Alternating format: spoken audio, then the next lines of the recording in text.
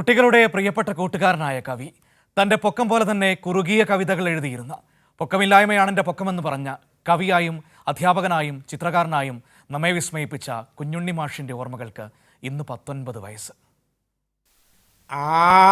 വരുന്നതൊരാന, ഈ വരുന്നതൊരീച്ച, ആനയുമീറ്റയും അങ്ങനെയങ്ങനെ അടുത്തടുത്തു വരുന്നു.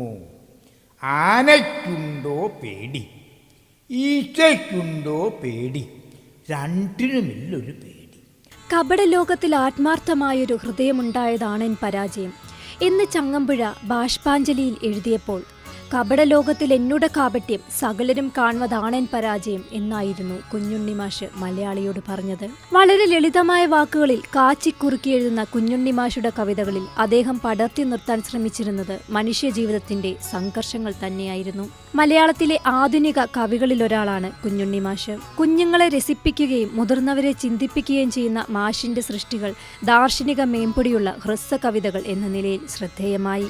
ആയിട്ടായി മിഠായി തിന്നുമ്പോൾ എന്തിഷ്ടായി, തിന്നുകഴിഞ്ഞു കട്ടായി.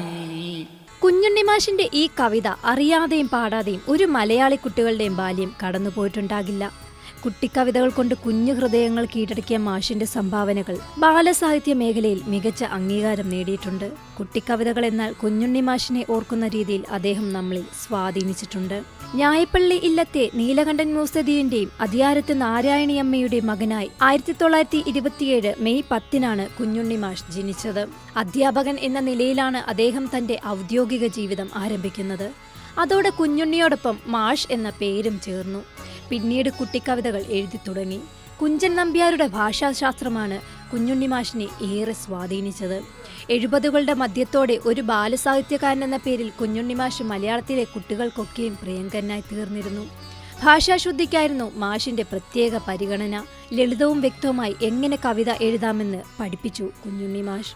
കുട്ടികളുമായി സല്ലപിച്ചു വാർദ്ധക്യകാലം ആഘോഷിച്ചിരുന്ന മാഷ് 2006 മാർച്ച് 26 വാനിൽ ഉദിച്ചുയർന്നു നിൽക്കുന്ന അനേകം നക്ഷത്രങ്ങളിൽ ഒരാളായി മാറി. എന്നാൽ ഇന്നും മാഷ് ഓരോ മലയാളികളിലും തന്റെ കുട്ടിക്കവിതകളിലൂടെ ജീവിക്കുന്നു. യാത്ര ഒരിക്കലും അവസാനിക്കുന്നില്ല. നീണ്ടൊരു യാത്രയാണ് എനിക്കെൻ്റെ ജീവിതം. അശ്വതി, കൈരളി ന്യൂസ്.